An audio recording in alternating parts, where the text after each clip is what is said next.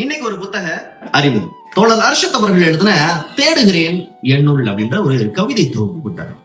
மீமிசை பதிப்பகமோட வெளியா இருக்கக்கூடிய இந்த புத்தகம் 80 பக்கங்கள் கொண்ட ஒரு கவிதை தொகுப்பு. கவிதை எங்க தொடங்குது எங்க முடியுதுன்னே தெரியாம நிறைய கவிதைகள் எழுதியிருக்கிறார். சரி, அதுக்கெல்லாம் முன்னாடி தட்டைப்படத்துல சில விஷயங்கள் கொடுத்திருந்தார். அதை சொல்லணும் இல்லையா?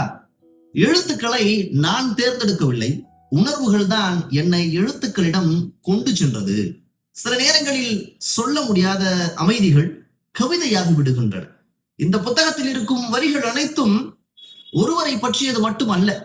ஒரு நினைவு, ஒரு தேடல், ஒரு உடைதல், ஒரு பிணைப்பு, சில நேரங்களில் என்னையே பற்றியது.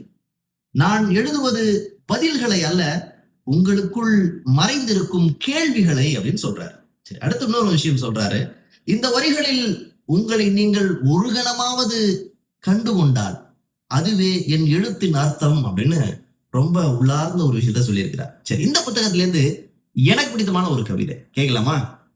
உனக்காக நானும் எனக்காக நீயும் மாறுவது எப்படி காதலாகும்? அது மாற்றம். மாற்றம் புதிய நம்மை உருவாக்கும். நீ நீயாக நீயும், நான் நானாக நானும் இருப்பதை ஏற்றுக்கொள்வதே காதலின் முதல் படி. ரொம்ப அழகான கவிதை இல்லையா? வாய்ப்பு இருக்கிறவங்க வாங்கி படிச்சு பாருங்க.